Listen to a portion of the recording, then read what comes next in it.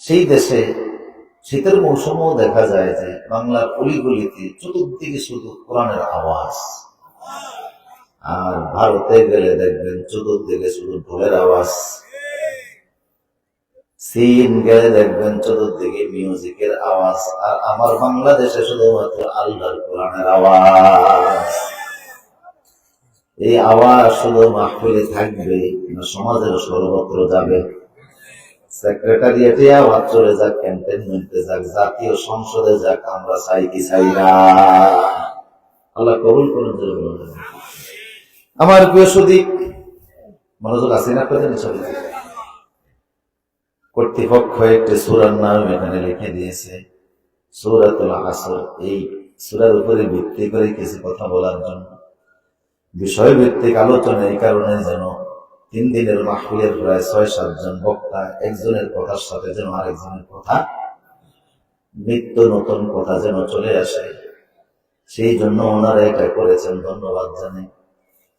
আমাকে দিয়েছেন সূরাতুল আসর, কোরআনে কারীমের 3 আয়াত বিশিষ্ট একটি সূরা। কোরআনের ক্রমিক নাম্বার অনুযায়ী সূরাটি 103 নাম্বার সূরা। 30 পারা কোরআনে 114টা সূরা আছে, তার ভিতরে এই সূরাটি ক্রমিক নাম্বার 103, আয়াত সংখ্যাও 3। 3 আয়াত বিশিষ্ট 3টা সূরা আল্লাহ 30 পারা কোরআনে দিয়েছেন। সূরা নসর 3 আয়াতের সূরা, সূরাতুল কাউসার 3 আয়াতের সূরা, সূরাতুল আসর 3 আয়াতের সূরা। আলহামদুলিল্লাহ। এই সূরাটি হিজরতের পূর্বে নাযিল হয়েছে, সেই জন্য মাক্কি সূরা, 3 আয়াত বিশিষ্ট সূরা। সাহাবায়ে কেরামের নিয়ম ছিল, ইজাল তাকা মিন আসহাবিন নবী সাল্লাল্লাহু আলাইহি ওয়াসাল্লাম লাম ইয়াতাফাররাকা হাত্তা হাদাহুমা আনিল আখির। সাহাবায়ে কেরাম একে অপরের সঙ্গে দেখা হলে একে অপরের হাত ততক্ষণ ছাড়তেন না যতক্ষণ সূরা আসর তেলাওয়াত করে না শোনাতে। সাক্ষাৎ হলে একে অপরের হাতের সাথে হাত রেখে মুসাফা করতেন। মুসাফা করলে তো মুমিনের হাত এত দামি, হাত ছড়ানোর আগে জিন্দেগির গুনাহ মাফ হয়ে যায়, সগীরা গুনাহ সব ক্ষমা হয়ে যায়। সাহাবায়ে কেরাম তখন একে অপরকে সূরা আসর শোনাতেন। কেন শোনাতেন? তার কারণ আছে। ইমাম শাফি বলেছেন, কেউ যদি শুধুমাত্র সূরা আসরটা ঠিক মতো জানে আর শুনে আর অনুধাবন করে আর আমল করে, সারা জিন্দেগির জন্য এই ছোট্ট সূরাটা যথেষ্ট হয়ে যাবে। সূরাতুল আসর 3 আয়াতের সূরা। শুরুতে আল্লাহ বলেন ওয়াল আসর, সময়ের কসম। কোন সময়ের কসম? দিনের শেষ ভাগের সময়ের কসম। 2টি সূরার ভিতরে আল্লাহ দিনের 2 সময়ের কসম খেয়েছেন। সূরাতুদ দুহার ভিতরে বলছেন ওয়াদ-দুহা ওয়াল-লাইলি ইযা সাজা মা ওয়াদ্দাআকা রাব্বুকা ওয়া মা ক্বালা। ওয়াদ-দুহা মানে সকাল বেলার সময়ের কসম, ওয়াল আসর মানে বিকাল বেলার সময়ের কসম। দিনের 2 প্রান্তিক সময়ের কসম আল্লাহ কেন খাইলেন? সকাল বেলার সময়ের কসম এই জন্য আল্লাহ খেয়েছেন। রাসূল বলেছেন, আল্লাহুম্মা বারিক লি উম্মতি ফি বুকুরিহা, আল্লাহ তোমার যত বরকত আছে সব বরকত সকালবেলা আমার উম্মতকে দান করে দাও। সকালবেলা আসমান থেকে বরকত জমিনে চলে আসে। আল্লাহু আকবার বলেন। অথচ এখন আমাদের চরিত্র হলো সকালবেলা ঘুমানো। কথা বলেন না? ঘুমটাকে 5 ভাগে ভাগ করা হয়, আইলুলা, কাইলুলা, লাইলুলা, ফাইলুলা। আসরের পরে যদি ঘুমানোর অভ্যাস করেন তাহলে কঠিন রোগ হবে। মাগরিবের পরে যদি ঘুমানোর অভ্যাস করেন, যে রোগ হবে সেই রোগে মৃত্যু হয়ে যাবে। ঘুমের সময় হলো জোহরের পরে একটু কাইলুলা করা আর এশার পরে ঘুমিয়ে যাওয়া। ফজরের পরে যদি ঘুমানোর অভ্যাস করেন রিজিক নষ্ট হয়ে যাবে। রিজিকের জন্য যত দোয়া করেন রিজিক আসবে না, রিজিক নষ্ট হয়ে যাবে। সকালবেলা ঘুমটা রাসূল পছন্দ করতেন না, সাহাবীরা পছন্দ করতেন না, আল্লাহও পছন্দ করেন না। সকালবেলা রিজিক আসে বান্দার জন্য, জমিনে রিজিক ছড়িয়ে পড়ে। ফাইজা কুদিয়াতিস সালাতু ফান্তাশিরু ফিল আরদ, ফজর নামাজ পড়ে মুমিনেরা রিজিকের জন্য জমিনে ছড়াবে, এটা আল্লাহর নির্দেশ। কথা বলেন না? অথচ দেখা যায় আমার দেশের মুসল্লি ফজর নামাজে সবচেয়ে, শীতের সময় তো আরো কম। উত্তর অঞ্চলে এক মাহফিলে যাওয়া হলো, ফজরের সময় মসজিদে গিয়ে দেখা গেল মুসল্লি নেই, ইমাম সাহেব নাই, মুয়াজ্জিন নাই। শীত তখন 0 ডিগ্রির নিচে। মুয়াজ্জিনের রুমের পাশে দাঁড়িয়ে ডাক দেয়া হলো, হুজুর আপনি কোথায়? রুমের ভিতরে। আজান দেন না। আপনি দেখেন না কি পরিমাণ শীত? আওয়াজ তো পাওয়া গেছে, আজান হয়েছে, আজান দিচ্ছেন কিভাবে? খাতার ভিতরে ঠিক। প্রচন্ড শীতের কারণে বের হওয়া যায় না। অথচ রাসূল বলছে, মান সাল্লা সুবহা ফাহুয়া বিজিম্মাতিল্লাহ, যারা ফজর নামাজ পড়ে দিনে শুরু করবে, সারাদিন আল্লাহর জিম্মার ভিতরে থাকবে। আল্লাহ রাসূল সাল্লাল্লাহু আলাইহি ওয়াসাল্লাম বলেছেন, মান সাল্লাল বারদাইন দাখালাল জান্নাহ, যারা ফজর নামাজ পড়বে, আসর নামাজ পড়বে, অবশ্যই আল্লাহর জান্নাতে প্রবেশ করবে। রাসূল বলেছেন, লা ইউলিজান্না আহাদান মান সাল্লা ক্বাবলা তুলুই শামস ওয়া ক্বাবলা গুরুবিহা, যারা ফজরের নামাজ পড়বে, আসরের নামাজ পড়বে, কোনদিন আল্লাহ জাহান্নামের আগুনে প্রবেশ করাবেন না। দিনে শুরু করবো কোন নামাজ দিয়ে? জোরে বলুন। ঘুমাইয়া করিলাম কাজা ফজর, তখনও জাগেনি, যখন আসর হেলায় খেলায় কাটিল আসর, মাগরিব হইল শুনি আজান, এর সাথে শামিল হও জামাতে, জামাতে এখনো আছে স্থান। বাজেছে তামামা, বাদরে আমামা, শিরুসে করে মুসলমান, দাওয়াত এসেছে নয়া জামানার, ভাঙা কিল্লায় ওরে নিশান। আল্লাহু আকবার। যতদিন বিশ্বের মুসলমান জুমার দিনের মতো ফজর নামাজে একত্রিত ছিল, ততদিন বিশ্বের কাফের চোখ তোলা সাহস করে নাই। আর যখন মুসলমানরা ফজর ছেড়ে দিয়ে সকালের সময়টাকে ঘুমের জন্য বেছে নিয়েছে, তখন থেকে মাইর আসা শুরু হয়েছে। এখনো যদি বিশ্বের প্রায় 200 কোটি মুসলমান, সারা পৃথিবীতে 800 কোটি মানুষ, তার মধ্যে 200 কোটি হলো মুসলমান, এরা যদি এখনো ফজর নামাজের মাধ্যমে দিনে শুরু করে, ফিলিস্তিন তো দূরের কথা, আগামী দিনে আমেরিকাও তারা শাসন করবে। আমার প্রিয় সুদী, সকালবেলার সময় আল্লাহ কসম খাইলেন সূরা দোহায়, আসরের ভিতরে আল্লাহ সকাল দিনের শেষ সময়ের কসম খাইলেন। তার কারণ কি? সকালবেলার সময়টা 2 কারণে আল্লাহর কাছে প্রিয়। 1 নম্বর কারণ হলো, আমাদের বাবা পৃথিবীর প্রথম মানুষ আদম নবীকে সকালবেলা আল্লাহ দুনিয়াতে পাঠাইছে। বাবা আসমান থেকে দুনিয়ার জমিনে সকালবেলা এসেছে, সেই জন্য সকালের দাম আল্লাহর কাছে। চলো বলবেন না, জান্নাত থেকে দুনিয়াতে আমি সকালবেলা আসছি, ফজরের ঠিক পর। এই সময় জিবরাইল ওনাকে পৃথিবীতে দিয়ে গেছে আসমান থেকে। বলা হয়ে থেকে শ্রীলঙ্কাতে ওনাকে পাঠানো হয়েছে। আমি হিসাব করে দেখছি, শ্রীলঙ্কা থেকে সৌদি আরব যে রাস্তাটা সাগরের পাশ দিয়ে, উনি তো আর সাগর পথে আসেন নাই। উনি জেদ্দায়, উনি এই শ্রীলঙ্কা থেকে সৌদি আরবের আরাফার মাঠে গিয়েছে। রাস্তা হলো 11,000 কিলোমিটার। পুরাটা রাস্তা উনি হাঁটছেন, আর হাঁটতে পারেন না, কারণ অনেক লম্বা ছিল মানুষ। বুখারীতে আসছে, খালাকাল্লাহু আদাম আলা সূরাতিহি ওয়া তাউলহু 60 জিরাআন, আল্লাহ ওনাকে লম্বা বানাইছে 120 হাত। আর রাস্তা বলো, আচ্ছা 120 হাত লম্বা একটা মানুষ যদি এখানে এসে দাঁড়ায়, আর আপনি যদি কথা বলতে চান, মোবাইল ছাড়া কথা বলা যাবে? মোবাইলের নেটওয়ার্ক থাকে কিনা আল্লাহ জানে, ভালো আছে। অনেক লম্বা মানুষ ছিলেন। রাসূল এই হাদিসের শেষে বলছেন যে, ফালাম ইয়াজিল খুলকু ইয়ানকুসু বাদাল হাত্তারা মুক্তারাকুন আলাইহি, সেই থেকে মানুষের সাইজ ছোট হইতে আছে। আদম নবী অনেক লম্বা ছিলেন, সেই থেকে মানুষের সাইজ কি হচ্ছে? কিয়ামতের আগে কোন ট্যাবলেটের জন্ম হয় আল্লাহ জানে, ভালো আছে। আমার প্রিয় সুদী, আদম আলাইহিস সালাম 11,000 কিলোমিটার রাস্তা হেঁটে গেলেন। মুহাদ্দিসরা বলেছে, যেহেতু উনি জান্নাতি মানুষ, জান্নাত থেকে এসেছে, ওনার কদমের দাম কম না বেশি? নবী যেটা ব্যবহার করে, নবী যেটা ধরে, নবী যেটা কাজ করে, নবী যেই জমিনের উপর দিয়ে হাঁটে, ওই জমিনের দাম বেড়ে যায়। রাসূল মদিনাতে যেই জায়গায় হেঁটেছে, ওই জায়গার নাম হয়ে গেছে জান্নাতের টুকরা। আল্লাহু আকবার। মা বাইনাল বাইতি মিনবারি ওয়া হিয়া রাওযাতুম মিন রিয়াজিল জান্নাহ, নবী যেই জায়গা ধরে, যেই জায়গা কাজ করে, সেটার দাম বাড়ে, সেটার দাম অনেক হয়ে যায়, সেটার সম্মান অনেক হয়ে যায়, সেটার ইজ্জত অনেক বেড়ে যায়।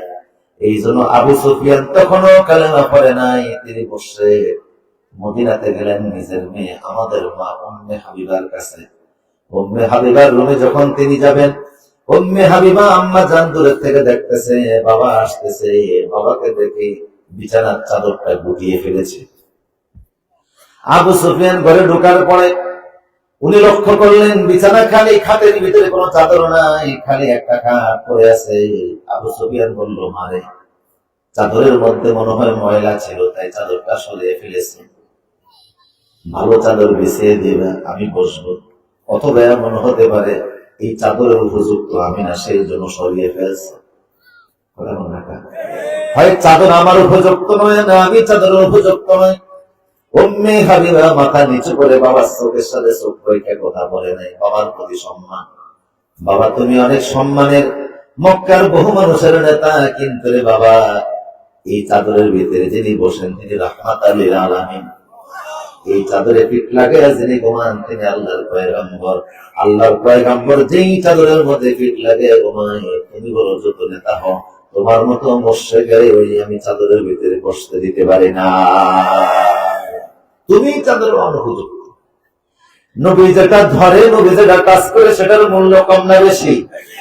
এই জন্য নবীরা পৃথিবীতে এত ফল ছিল, ওই ফলের নামে আল্লাহ কসম খান নাই। ওয়াত্তিন ওয়াজদাইতুন, ঈসা নবী 3 ফল অনেক পছন্দ করত, তাই আল্লাহ 3 ফলের কসম খেয়েছেন। মুসা নবী জাইতুন ফল পছন্দ করত, সেই ফলের কসম খেয়েছেন। নবী যেটা ধরে, নবী যেটা কাজ করে, সেটার মূল্য যিনি বাড়িয়ে দেন তিনি কে? আমার প্রিয় সুদীপ, ওয়াল আসরে, আসরের কসম, সময়ের কসম। হযরতে আদম আলাইহিস সালাম 11,000 কিলোমিটার রাস্তা তিনি পার হলেন, জমিন ওনাকে দেখে খুশি হয়ে গেছে। এই জন্য জমিন ওনার জন্য সম্পূর্ণ হয়ে যেত। উনি এক কদম দিলে এক কদমে যাইতেন 77 কিলোমিটার। গাজীপুর থেকে ঢাকা সম্ভবত 50 বা 55, আর উনি এক কদম দিলে যাইতেন 77 কিলোমিটার। তার মানে হচ্ছে জমিনটা ওনার জন্য ছোট হয়ে যেত। এইভাবে হেঁটে হেঁটে তিনি চলে গিয়েছেন মাঠে। তিনি সকালবেলা জমিনে এসেছেন, সেই জন্য আল্লাহ সকালবেলার কসম খেয়েছেন। আরেকটা কারণে আল্লাহ সকালবেলা সময়কে ভালোবাসেন, সেটা হলো আল্লাহ সুবহানাহু ওয়া তাআলা মুসা নবীর সঙ্গে সকালবেলা কথা বলতেন। সুবহানাল্লাহ। ওয়াকাল্লামাল্লাহু মুসা তাকলিমা, তুর পাহাড়ে ডেকে নিয়ে আল্লাহ ওনার সাথে কথা বলতেন, সেটা ছিল সকালবেলা। সকালবেলার সময়টা আল্লাহর অনেক পছন্দের। সকালবেলা যারা কাজে নামে, কাজে বরকত হয়, ব্যবসা করে ব্যবসায় বরকত হয়, যেই কাজে নামে লেখাপড়া করে, লেখাপড়ার ভিতরে বরকত চলে আসে। মুসা আলাইহিস সালাম নিয়মিত সকালবেলা গিয়ে তুর পাহাড়ে শিশির ভেজা গাছের মধ্যে দাঁড়িয়ে কথা বলতেন। উপর থেকে আওয়াজ আসতো, আল্লাহ সরাসরি ওনার সাথে কথা বলতেন। কথাগুলি বড় চমৎকার ছিল। এত বিভিন্ন শব্দে ভাষায় আল্লাহ কথা বলতেন। আল্লাহর সাথে কথা বলা সবচেয়ে বেশি মজা। কথা বলেন ঠিক কিনা? আল্লাহর সাথে কথা বলতে চাই কি চাই না? দুনিয়ার জমিনে আল্লাহর সাথে কথা বলার পদ্ধতি হলো কোরআন। যত কোরআন পড়বেন আল্লাহর সাথে কথা হয়ে যাবে। আর মুসা নবী সরাসরি বলতেন। কথা বলার এক পর্যায়ে এত মজা পাইলেন, আল্লাহর বলছে, আল্লাহ তোমার কথা বলে এত মজা, তোমার কথা এত সুন্দর, না জানি তুমি দেখতে কত সুন্দর, দেখা দাও আমি তোমারে দেখবই। আল্লাহ বললেন, না, মাটির জমিনে দাঁড়িয়ে, মাটির পাহাড়ে দাঁড়িয়ে আমাকে দেখা সম্ভব নয়, আমাকে দেখবা আমার জান্নাতে। ওই সময় শুধু তুমি নয়, সব মুমিনদেরকে আমি আল্লাহ সাক্ষাৎ দিয়ে দিব। ইয়া রাব্বিহা নাযিরা, সব মানুষ জান্নাতে বসে বসে তাকে দেখবে। তিনি কে? ফামান কানা ইয়ারজু লিকা রাব্বিহি ফালিয়া'মাল 'আমালান সালিহান ওয়া লা ইউশরিক বিইবাদাতি রাব্বিহি আহাদা। সব দেখতে পাবেন আল্লাহ, সবার সামনে আল্লাহ চলে আসবে। মুসা আলাইহিস সালাম বললেন, আল্লাহ জান্নাতে দেখবো সেটা তো ঠিক আছে, বাকি নগদ দেখতে চাই। নগদ যাবো, হাত পেতে নাও, পাখির খাতায় শূন্যতা, দূরের বাদ্য লাভ কি শুনে মাঝখানে যে বেজায় পাক, আমি নগদ চাই। আল্লাহ বললেন, না সম্ভব না। উনি বললেন যে আমি দেখবো। আল্লাহ বললেন, না সম্ভব না। উনি বললেন দেখবই। এই জন্য কি বলবেন? একটু অভিমানী ছিলেন। নবীদের সামনে খারাপ শব্দ ব্যবহার করা, এমন শব্দ নবীদের সামনে দেওয়া যাবে না, যাতে ইমান চলে যায়। ওয়াজ কিন্তু পাগলামির জায়গা না। এটা হলো একটা ক্লাসের মতো। আলেমরা বলে লেখাপড়া করে আসবে, জাতি যেন পিছিয়ে শিখে সেই ইমানের কথা বলবে। এখন অনেকে ওয়াজটাকে একটা সার্কাস বানিয়ে ফেলছে, কমিটি বানিয়ে ফেলছে। কথা বলে ঠিক কিনা? কয় ঠেড়া মুসা, নাউজুবিল্লাহ। ঘাড় তেরা মোছায় শব্দ ব্যবহার করেছে, নাউজুবিল্লাহ বলবেন না। আমরা একটু সুন্দর ভাষা ব্যবহার করে অভিমানী বলতে পারি, তিনি অভিমান করতেন। আল্লাহকে বলেন আল্লাহ আমি দেখবো, আল্লাহ বলেন না লাম তারানি, তোমার পক্ষে দেখা সম্ভব নয়, উনি কয় আমি দেখবো। শেষ পর্যন্ত আল্লাহ বললেন কথা বলে মজা পাইছো, এখন দেখে মজা নিতে চাও, ঠিক আছে কুরবানে দাঁড়াও, আমি আল্লাহ তোমার একটা টেস্ট করবো, টেস্ট পরীক্ষা টিকলে ফাইনাল হিসেবে তোমার সঙ্গে আমার সাক্ষাৎ হবে।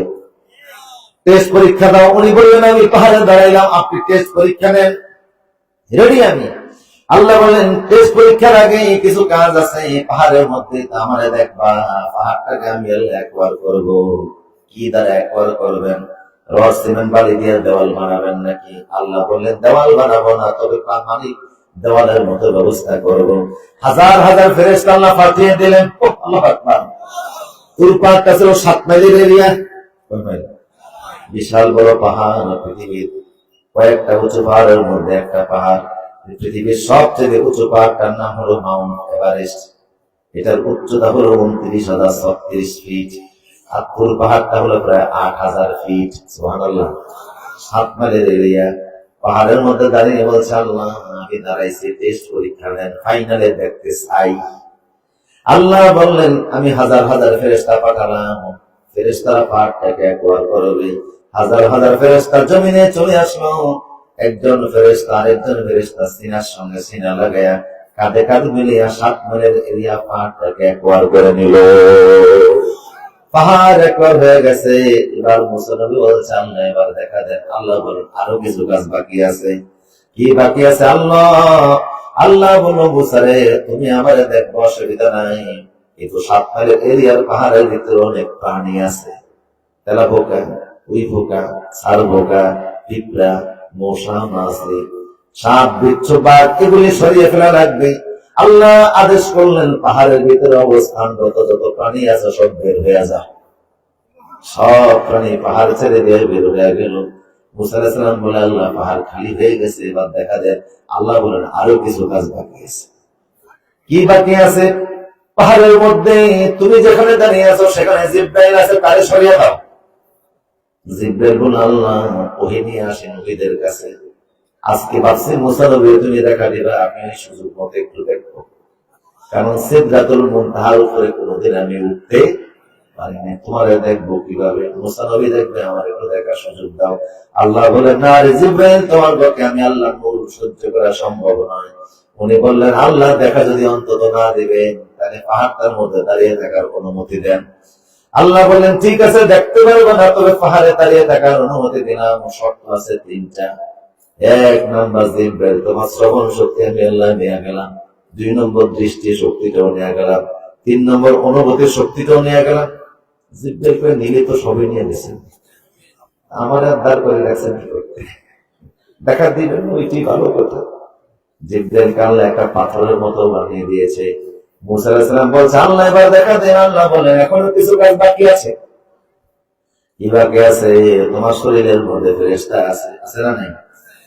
তুমি আমার নূরের হিস সহ্য করতে পারলো, সিনার ফেরেশতারা পারবে না। কাল্লা বাল তুকাযযিবুনা বিদ্দীন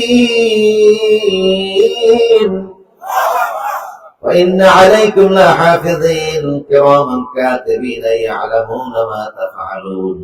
ডানেও ফেরেশতা আছে, বামেও ফেরেশতা আছে। তাফসীরে রুহুল মানের 14তম খণ্ডের মধ্যে রয়েছে একজন মানুষের সঙ্গে ফেরেশতার সংখ্যা 360 জন। আরেকটু জোরে বলুন। এই যে চোখের পলক মারেন, এখানে 7 জন ফেরেশতার ডিউটি আছে। আপনি যখন ঘুমিয়ে যান, আপনার নাকের কানের যে ছিদ্র আছে এখানে দিয়ে কোনো কিছু যেন আক্রমণ না করে, সেই জন্য এখানেও ফেরেশতার ডিউটি যিনি বসিয়ে রেখেছেন তিনি কে? কিছু মানুষ আছে হাত করে ঘুমায়, লঞ্চে উঠলে দেখবেন নাকের ডাক থাকে, ট্রেনের ইঞ্জিন ফেল, কঠিন ডাক। এই যে হা করে ঘুমাচ্ছে, এখানেও তো অনেক কিছু ঢুকতে পারে, কথা বলেন না? আবার কিছু নাকের দরজাটাও তো খোলায়, বলতে পারেন আমাদের নাকের দরজা ছোট, এখান দিয়ে আর কি ঢুকবে? মিশরে গিয়ে দেখেন আগের মানুষ ফেরাউনের নাক দিয়ে তার মাথা ঢুকবে, মানুষও বড় নাকে সেদাও। এই যে বান্দা যখন ঘুমাবে, কত বান্দা পাহাড়ে ঘুমাবে, কত বান্দার জঙ্গলে ঘুমাবে, কেউ মরুভূমিতে ঘুমাবে, বান্দারা যেন সেফ থাকে। এই জন্য ফেরেশতা দিয়া যিনি বান্দার রক্ত পতঙ্গ পাহারা দেওয়ান তিনি কে? 360 জন ফেরেশতা মুসা নবীর শরীর থেকে আল্লাহ সরিয়ে দিলেন। মুসা আলাইহিস সালাম বলছে, আল্লাহ ফেরেশতা সরে গেছে, এবার দেখা দেন। আল্লাহ বলুন আরো কিছু কাজ বাকি আছে। পাহাড়ের মধ্যে আমি আল্লাহ তাকিয়ে দেখি শয়তান দাঁড়িয়ে আছে, তারাও বের করে দাও। মুসা নবী বলল, শয়তান তুই কখন আসছিস? আপনি দেখলেন কিভাবে? আমি দেখি আল্লাহ দেখাইছে। আসলে শয়তান আমরা দেখতে পাই না, কারণ শয়তান হচ্ছে জিন থেকে। জিন মানে জান। ফালাম্মা জান্না আলাইহিল লাইলু রাআ কাওকাবা। মনোযোগ আছে না আপনাদের? শয়তান হলো জিনের বংশধর, জিনকে বলা হয় জান। ফালাম্মা জান্না আলাইহি, জান মানে অন্ধকার, মানে যেটা দেখা যায় না। আর মানুষকে বলা হয় ইনসান থেকে মানুষ। ইন্নী আনাস্তু নারা, ইন্নী আনাস্তু মিন জানিবি তুরে নারা। আনাস্তু মানে হচ্ছে যেটাকে দেখা যায়। মুসা বললেন আলাইহিস সালাম যে পাহাড়ে ওইখান থেকে আগুন দেখা যায়। এই যে দেখা যায়, এই আনাসা থেকে ইনসান অনির রাজিম, শয়তান থেকে পানা চাইবো যার কাছে তিনি কে? আপনি নিজে শয়তান থেকে বাঁচার জন্য হাজারো চেষ্টা করলে পারবেন না, কারণ দেখেনি না। তার মোকাবেলা করবেন কি দিয়া?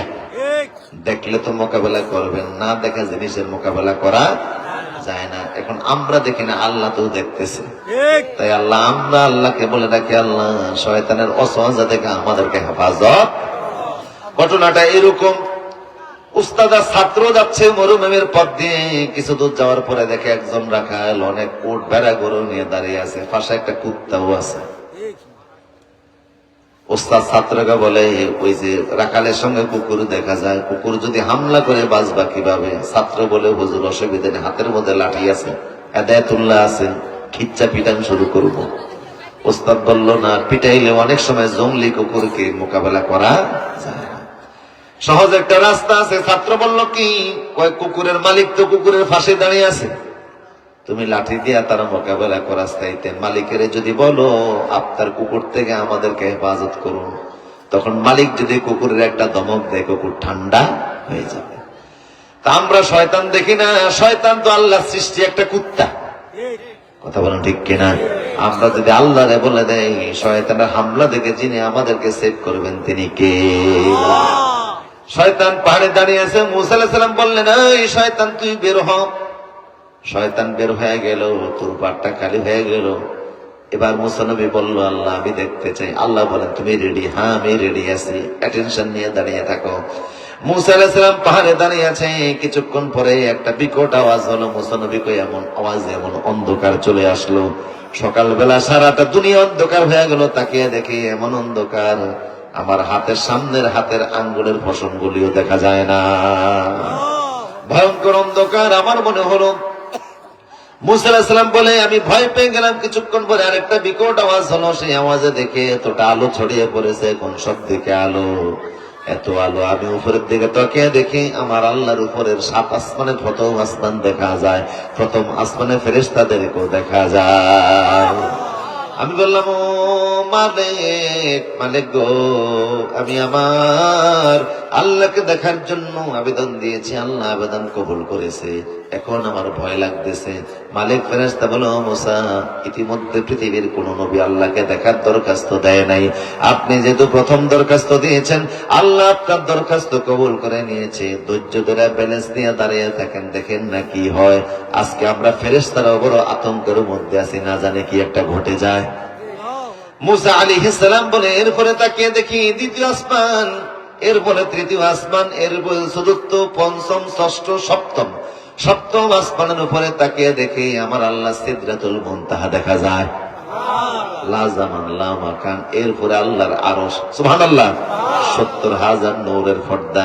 নূরের পর্দার প্রথম পর্দাটা দেখা যায়। আল্লাহ বলেন, মুসা তুমি রেডি আছো? হ্যাঁ আমি রেডি। আল্লাহ 70,000 নূরের পর্দার একটা পর্দাকে সরাইলেন, যেটা দুনিয়ার কাছাকাছি।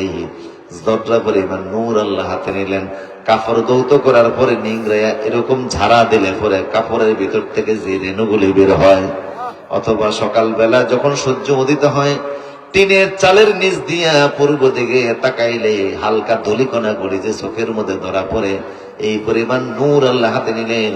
আর নূরের পর্দাটাকে আল্লাহ সরালেন। আরবিতে এই আঙ্গুলটাকে বলে এভাম। এটা চেনেন নি আপনারা? কথা বলা বাঙালি আঙ্গুল দেখলে রাগ করে খেফে, ঠিক কিনা বলেন? আরব দেশে লোকেরা এটা কম্প্রোমাইজের আঙ্গুল মনে করে। এই আঙ্গুলটাকে বলে এভাম, এটাকে বলে সাব্বা বা সাব্বায় সভ্য মানে হলো গালি দেওয়া। মানুষ যখন গালি দেয় এই আঙ্গুলের নাড়াছাড়া আছে না নাই?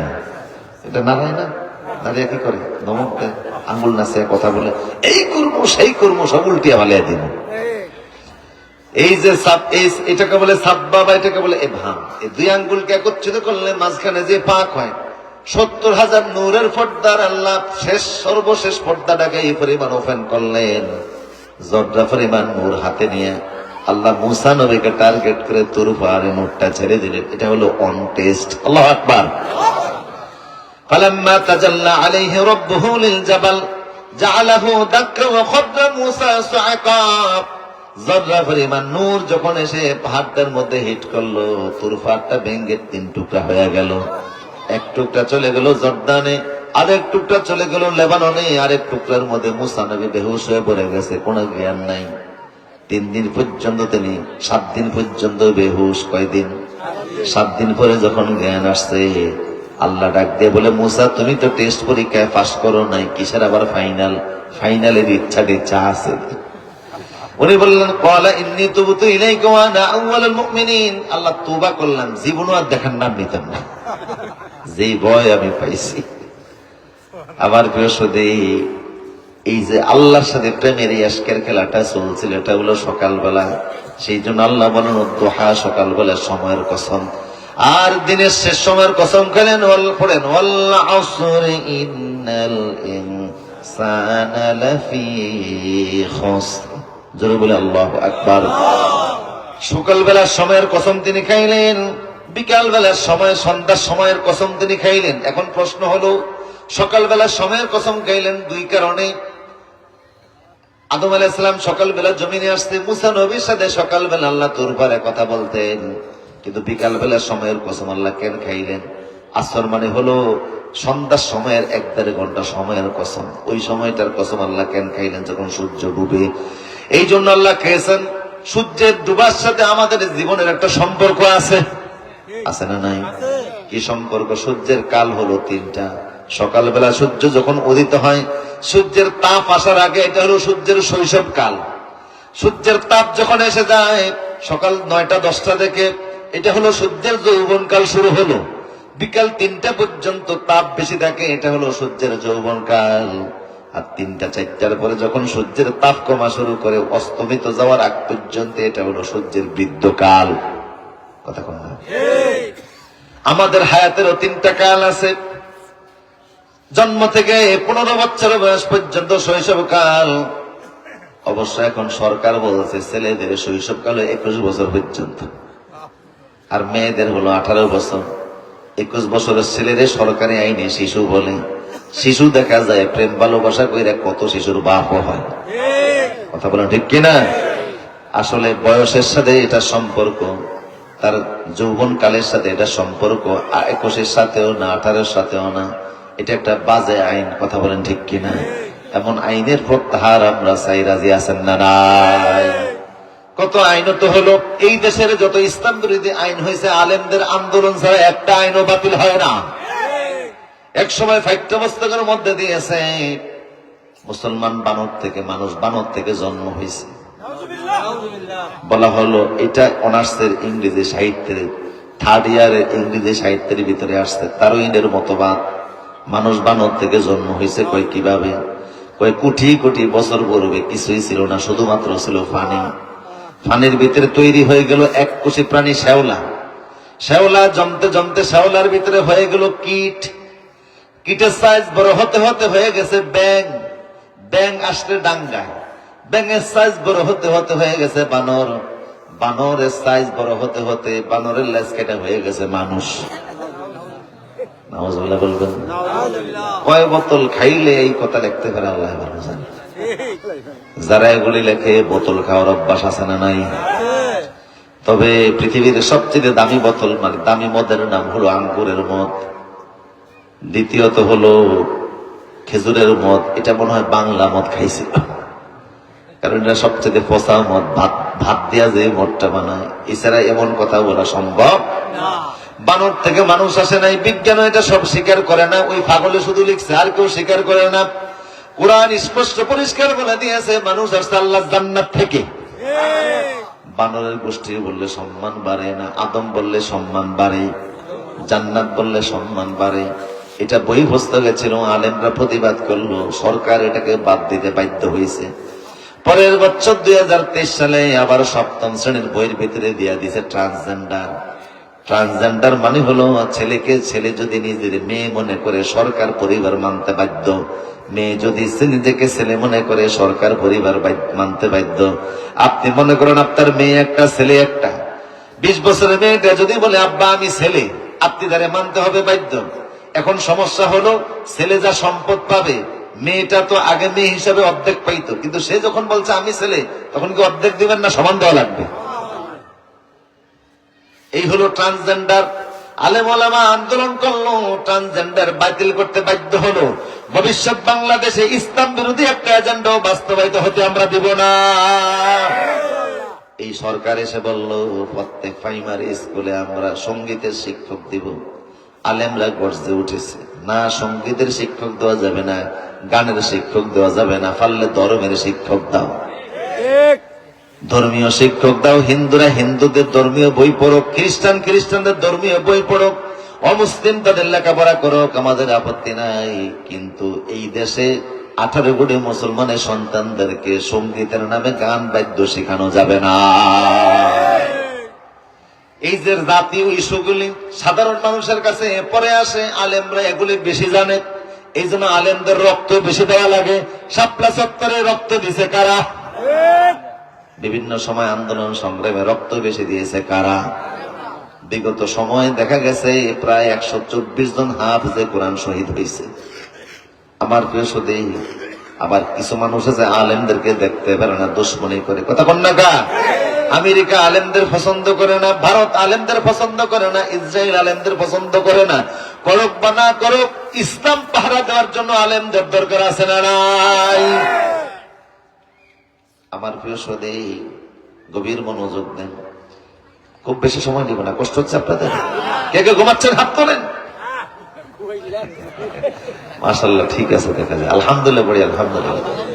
13 মিটার চাপ দিয়ে দেখলাম, ঠিক আছে। আমার প্রিয় সুধী, আসর থেকে মাগরিব পর্যন্ত সময় অনেক কম। তো 15 বছর বয়স থেকে 40 বছর বয়স পর্যন্ত এটা হলো মানুষের যৌবন কাল। জন্ম থেকে 15 বছর এটা হলো শৈশব কাল, 15 থেকে 40 বছর পর্যন্ত এটা হলো যৌবন কাল, আর 40 থেকে যত বছর বয়সের এটা হলো বৃদ্ধকাল। সূর্যেরও 3টা কাল আছে, মানুষেরও 3টা কাল আছে। পার্থক্য কি? সূর্য 3টা কাল অতিক্রম করে অস্তমিত হয়ে যায়, আবার পরের দিন উদিত হয়। আর মানুষের হায়াত যখন 3টা কাল অতিক্রম করে অস্তমিত হয়ে যায়, মানুষ আর দুনিয়াতে ফিরে আসে না, ঠিক কিনা? মানুষ মাটির সাথে মিশে যায়। তাই তো আমরা মানুষকে মাটি দেওয়ার সময় পড়েন, মিনহা খলাকনাকুম ওয়া ফিহা নুঈদুকুম ওয়া মিনহা নুখরিজুকুম তাওরাতান উখরা। সূর্যের পুনরায় আগমন আছে, মানুষের আগমন নাই, মানুষ চলে যায় আর দুনিয়াতে ফিরে। হিন্দুরা বিশ্বাস করে আবার আসিব ফিরে দামসেরি তেরে তেরে এই বাংলায়। ক্ষুদিরাম এই কবিতায় লিখে গেছে। এই জন্য হিন্দুরা মনে করে যে লোকটা মারা গেলে পুনরায় ফিরে আসে, ভালো করে গেলে সে ভালো মানুষ হিসাবে আসে, খারাপ করে গেলে সে সাপ ব্যাং কুচ্চা হইয়া ফিরে আসে। ইসলাম ধর্মে কোনো জন্ম বলতে কোনো জন্ম নাই, সব মানুষের জন্ম একবারই, আর সব মানুষ হাসরের ময়দানে উঠবে, কথা বলে ঠিক কিনা? হিন্দু হোক, বৌদ্ধ হোক, খ্রিস্টান হোক, যে যেভাবে মরক হাসরে উঠা লাগবে। এমনকি তারে আগুন দিয়ে যদি ছাই বানিয়ে দেয়, তারও যিনি তুলবেন তিনি কে? ভারতের প্রধানমন্ত্রী ছিলেন ইন্দিরা গান্ধী। উনি মারা যাওয়ার পরে 32 মণ চন্দন কাঠ দিয়ে পোড়াইছে। চন্দন কাঠ ছিলেন না? চন্দন কাঠের আতর খুব দামি আতর, এর থেকে দামি আতর আর পৃথিবীতে নেই। আরব দেশে আমি মদিনাতে গেলাম, এক আতরের দোকানে জিজ্ঞেস করলাম যে তোমার দামি আতর কোনটা? আমাকে একটু দেখালেন, বললো যে 1 তোলার দাম 12 লাখ টাকা। আপনারা যে বাইতুল মুকাররম মসজিদে গিয়ে 1 বোতল আতর 20 টাকা দিয়ে নিয়ে আসেন, এটা আতর না, এটা ভেজাল সরিষার তেল। কিন্তু আমার প্রিয় সুদীপ, চন্দন কাঠের মাধ্যমে দামি আতর হয়। এখন উনি তো দামি হিন্দু, একটা বিশাল বড় দেশের প্রধানমন্ত্রী ছিলেন, মারা গেছে। তারে 32 মণ চন্দন কাঠ দিয়ে পরিয়েছে, 26 মণ ঘি ডালছে, 26 মণ ঘি দিয়ে 32 মণ চন্দন কাঠ দিয়ে ওনারে পরাইছে। মরণের পরে 33টা ডেগের ভিতরে ছাইগুলি সাজিয়ে রাখছে। যে পরাইছে ছাই হয়েছে না, ছাইগুলি ডেগের ভিতরে সাজিয়ে রাখছে 33টা ডেগে। 3 দিন পর্যন্ত ভারতের সেনাবাহিনী ছাইগুলি পাহারা দিয়েছে ডেক সহকারে। 3 দিন পরে এই 33টা ডেগের ছাইগুলিকে তারা গঙ্গার পানির সাথে মিশিয়ে দিছে। গঙ্গার পানি থেকে ছাইগুলি ভাসতে ভাসতে যমুনায় আসছে, সেখান থেকে পদ্মায় আসছে, সেখান থেকে ছাইগুলি মেঘনা নদীর সাথে চলে গেছে। মেঘনা নদীর পানির সাথে ভাসতে ভাসতে ছাইগুলি বঙ্গোপসাগরে গেছে, বঙ্গোপসাগর থেকে ভারত সাগরে গেছে, ভারত সাগর থেকে আরব সাগর, সেখান থেকে আটলান্টিক মহাসাগর। ইন্দিরা গান্ধীর আল্লাহ খুঁজে পাইব না, পাবে পাবে। ইয়াউমা ইয়াকুমুন নাসু লিরাব্বিল আলামিন, সব মানুষ আল্লাহর সামনে দাঁড়াবে। ওমা হুম আনহা বিগাইবিন, একটা মানুষ অনুপস্থিত থাকবে না, সকল মানুষ আল্লাহর আদালতে দাঁড়াবে। একটা শিশু বাচ্চা, ছোট বাচ্চা, যার জীবন নিয়ে দুনিয়াতে আসছে, এমন একটা মানুষ অনুপস্থিত থাকবে না। সবার লিস্ট অনুযায়ী যিনি হাসরে তুলবেন তিনি কে? ওমা হুম আনহা বিগাইবিন, কেউ অনুপস্থিত থাকবে না, সবাই উঠতে হবে। সেদিন যিনি বিচার ফয়সালা করবেন তিনি কে? আমার ভাইরা, ওয়াল আসরে, তো মানুষ তার জীবনের 3টা কাল অতিক্রম করে অস্তমিত হয়ে যায়, জীবনের হায়াত শেষ হয়ে যায়, হায়াতের সূর্য ডুবে যায়। দুনিয়ার সূর্য উঠে, বারবার উঠে, আমাদের হায়াতের সূর্য ডুবে গেলে আর। এই জন্য এই সময়টা গুরুত্বপূর্ণ বেশি। তাই আল্লাহ বলেন আল্লাহ আসর, এই অস্তমিত হওয়ার সময়ের কসম, আসর থেকে মাগরিব এই সময়টার কসম। কসম খেয়ে বললেন ইন্নাল ইনসানা লাফি খুসর। শোনো, আল ইনসান বলতে এখানে যে আলিফ লাম আছে, আলিফ লামে ইস্তিগরাকি, কেউ বলছেন আলিফ লামে আহাদে খারিজি। ব্যাখ্যা যাই হোক, পৃথিবীর সব মানুষ ধ্বংস, পৃথিবীর সব মানুষ ধ্বংস। পৃথিবীতে মানুষ আল্লাহ বানিয়েছে, আদম আলাইহিস সালাম থেকে মানুষ আসছে। কত সময় আল্লাহ কত মানুষকে ধ্বংস করছেন, কতক্ষণ না কা, কত মানুষকে আল্লাহ অতীতেও ধ্বংস করছেন, এখনো ধ্বংস করতেছেন। আমার প্রিয় শুধু একবার এমনও হয়েছে পৃথিবীর সব মানুষকে আল্লাহ একসাথে ধ্বংস করে দিচ্ছেন, এরকম আছে না নাই? কোন নবীর আমলে? নূহ আলাইহিস সালামের আমলে আল্লাহ সব ধ্বংস করে দিয়েছে একসাথে। বাঁচছে মাত্র 80 জন মানুষ। এই জন্য এখনো ইরাকের ভিতরে একটা শহর আছে সামানুনা, সুক সামানুন। সুক সামানুন মানে 80 জনের বাজার। 80 জন মানুষ জাহাজের ভিতরে ছিল, এই 80 জন বাচ্চা সব মারা গেছে। কি পরিমাণ মানুষ যে পৃথিবীতে চলে আল্লাহ ভালো জানে। 80 জন ছাড়া সারা দুনিয়ার মানুষকে আল্লাহ সুবিয়া ধ্বংস করে দিলেন, কারণ আল্লাহ নিজে ধ্বংস কামনা করছেন। খুব ধ্বংস, তুই বেঁচে থাকার দরকার কি, শেষ হয়ে যা। 80 জন ছাড়া সারা দুনিয়ার মানুষকে আল্লাহ ধ্বংস করলেন। এই জন্য নূহ নবী শুধু কান্নাকাটি করতেন। উনি 260 বছর আল্লাহর দরবারে কাঁদছেন, দাওয়াত দিয়েছেন 950 বছর। ওয়ালাবিসা ফীহিম আলফা সানাতিন ইল্লা 50 আমান। 950 বছর মানুষের মাঝে বেঁচে ছিলেন, তিনি দাওয়াত দিয়েছেন। বন্যার পরে 260 বছর বাইচা ছিলেন, সুবহানাল্লাহ বলবেন না? এই 260 বছর শুধু কান্নাকাটি করছেন। কোন ব্যথায় নবী কাঁদলেন? নবী এই জন্য কাঁদছে, আল্লাহ 950 বছর দাওয়াত দিছি, মানুষ দাওয়াতের বিনিময়ে আমারে মারছে, আমার গলার ভিতরে গামছা লাগিয়ে ফেস মারছে, আমারে রক্তাক্ত করে বাড়ির মধ্যে ফেলে গেছে, আমারে কখনো তারা উঁচু জায়গা থেকে ধাক্কা দিয়ে ফেলে দিছে, পাহাড় থেকে ধাক্কা দিয়ে ফেলে দিছে, বাবা ছেলে সহকারে আমারে মারছে, থুতু নিক্ষেপ করছে, নির্যাতন আমারে কম করে নাই। তারপরে আমার ভালো লাগছে, কারণ আমি তাদের কাছে কালেমার দাওয়াত নিয়ে যেতে পারছি। আজকের পৃথিবীতে কোনো কাফের নাই, কার কাছে আমি দাওয়াত নিয়ে যাব? 80 জন মানুষ আছে, সবাই তো মুসলমান, কারে আমি কালেমার দাওয়াত দিব? আগে মাইর খাইছি, তারপরেও দাওয়াত দিয়ে মজা পাইতাম যে আল্লাহর বিধান আমি বোঝাইতে পারছি। এখন দাওয়াত দেওয়ার মতো পৃথিবীতে একটা মানুষও নাই। এই জন্য নবী কাঁদছে, কান্নার কারণে। ওনার মূল নাম ছিল আব্দুল গাফফার, কিন্তু এই 260 বছর কান্নার কারণে আল্লাহ নাম দিলেন নূহ। নূহ মানে হলো অধিক কান্নাকাটি করা। 260 বছর কাঁদছে দাওয়াত না দেওয়ার কারণে, কারণ দাওয়াত দিলে মানুষের দাম কমে না বাড়ে? এই যে মাহফিলের আয়োজন করেছেন, আলেমদের মুখ থেকে কোরআন শুনতেছেন, এখন আপনারা হয়ে গেছেন বেহেশতি মানুষ। আর জোরে বলুন সুবহানাল্লাহ। আল্লাহ সবচেয়ে পছন্দের কাজ হলো একদল দাওয়াত দিবে আর একদল দাওয়াত শুনবে, ঠিক কিনা? এই জন্যই তো নবীদের আগমন। তাই নবী 260 বছর কান্নাকাটি করছে, দাওয়াত দেওয়ার মতো পৃথিবীতে মানুষ আর যা আছে সব তো মুমিন। এর আগে দাওয়াত দিয়েছেন 950 বছর, ঘরে ঘরে গিয়ে দাওয়াত দিয়েছেন, এমনকি কত প্রলোভন দেখাইছেন উম্মতকে, সারা দুনিয়ার মানুষকে। ফাকুলতু ইস্তাগফিরু রাব্বাকুম ইন্নাহু কানা গফফারা। কতভাবে তিনি বুঝিয়েছেন, হে আমার জাতি, হে আমার মানুষেরা, তোমরা একটু আল্লাহকে আল্লাহ বলে স্বীকার করো। ইতিমধ্যে যত পাপ করেছো সব পাপ যিনি মাফ করে দিবেন তিনি কে?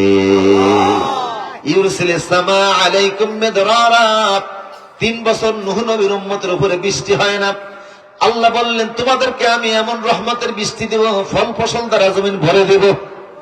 আমার শুধু একবার আল্লাহ বলে একটা ডাক দাও। তাও তারা ডাকতে রাজি হয় না।